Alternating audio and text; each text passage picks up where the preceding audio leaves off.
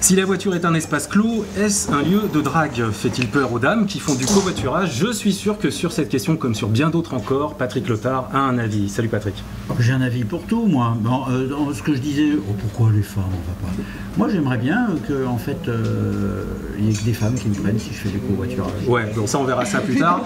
C'est donc le café du commerce auto avec une covoitureuse, vous l'aurez compris, et une conductrice qui pratique ce même covoiturage. Il s'agit de Maude. Bonjour Maude. Bonjour.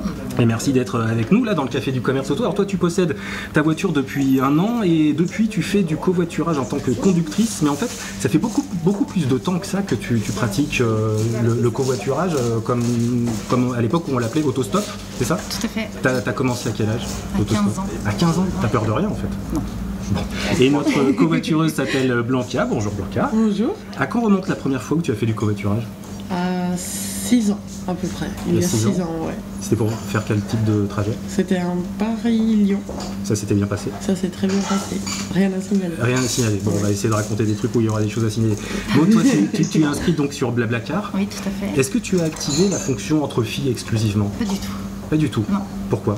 Parce que je vois pas trop... Enfin, c'est pas que je vois pas l'intérêt, je vois l'intérêt pour certaines personnes, mais moi, me concernant, j'ai pas peur de prendre des hommes ou des femmes, peu importe. Et à vrai dire, il y a beaucoup plus d'hommes qui voyagent avec moi que de femmes. D'accord. Et il t'est jamais arrivé de te retrouver dans une situation que je qualifierais d'un peu inconvenante, ou je sais pas, avec un gars qui était un peu dragueur ou beaucoup dragueur? J'ai eu des dragueurs, mais c'était pas désagréable. Ah, voilà. Ah, mais voilà, c'est une autre manière. C'est bien ce que je disais finalement. Hein. Il faut, voilà, je vais faire du covoiturage. J'ai la peur de rien. C'est formidable. Ça veut pas dire que j'accepte, hein. Ah non, mais non, j'ai pas eu, en tout cas, au niveau de la drague ou quoi, j'ai pas eu de problème, pas de main sur la cuisse, pas de... Des numéros souvent, des gens qui me rappellent, des propositions par texto après, oui, mais pas de... Rien de gênant sur le moment. Mais quand tu prends des covoitureurs ou covoitureuses, ouais. Est-ce que tu fais un filtre? Est-ce que tu sélectionnes? Rien du tout? Non. D'accord. Pour des trajets, quel type de trajet d'ailleurs tu fais?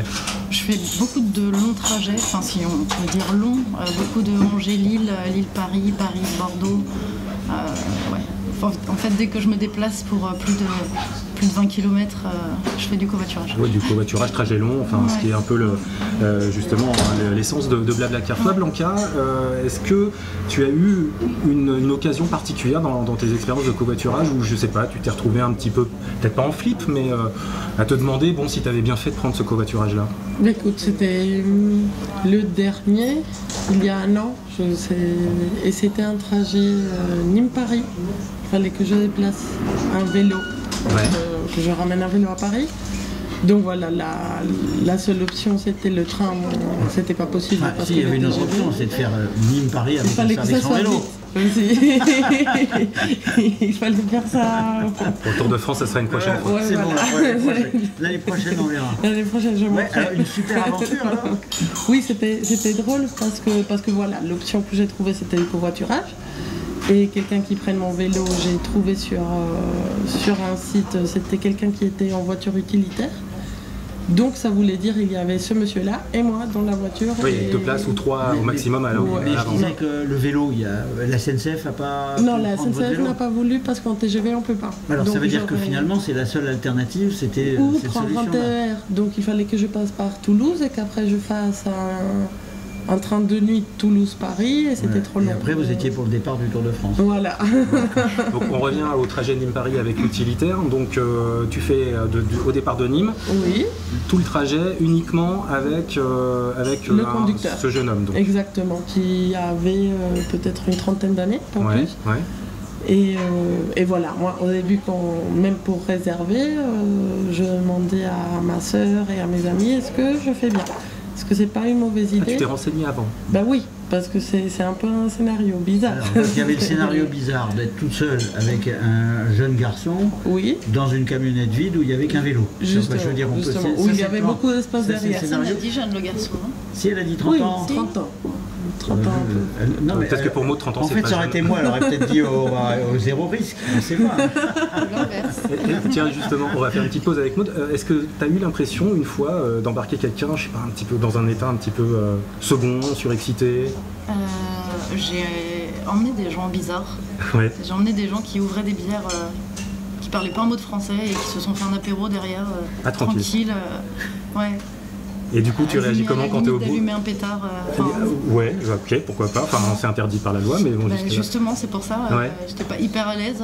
Mais tu leur dis quoi? Tu leur fais remarquer que c'est pas. Ouais, je leur ai dit par contre, les bières. Bon, déjà, vous en mettez pas partout. Vous avez dit le pétard, oui, mais pas les bières?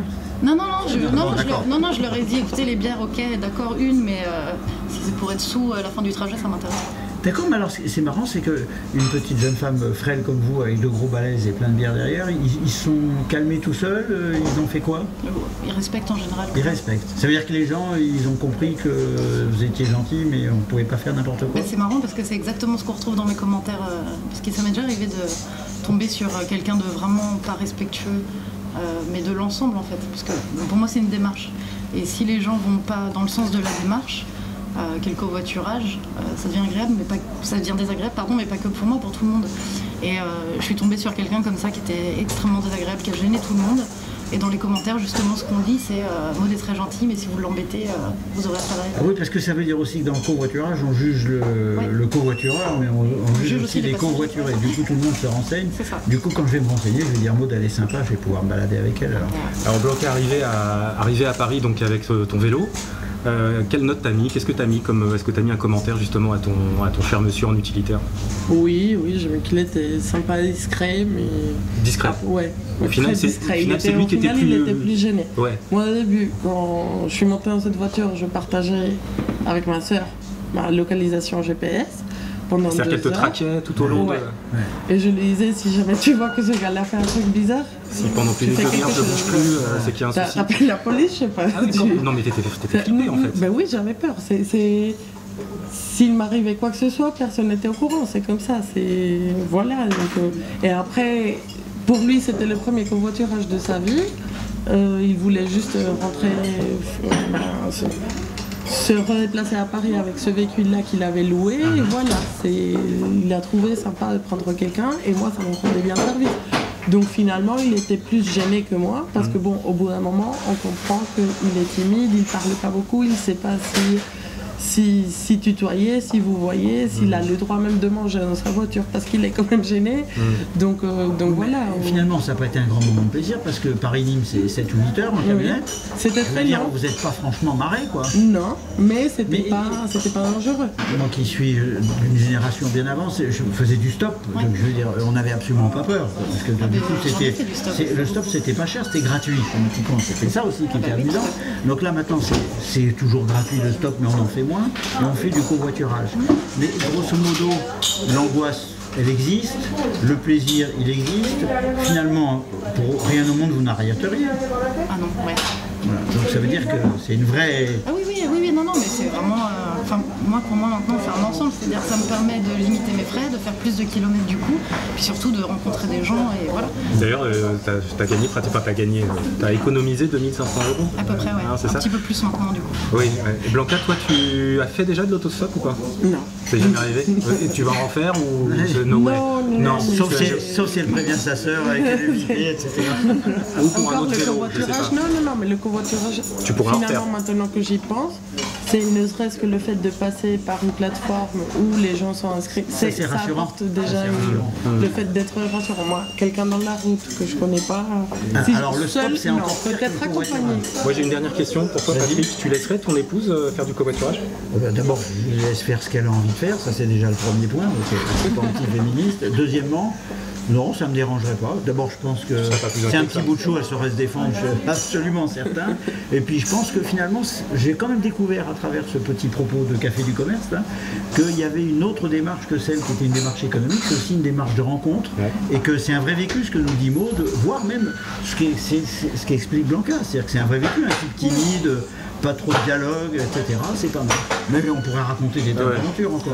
Bon, et stop au blabla. En tout cas, merci beaucoup Maud, merci Blanca, et à très bientôt peut-être pour d'autres sujets, toujours liés au covoiturage ou à autre chose. Et merci au Sancerre dans le 17e arrondissement de nous avoir accueillis.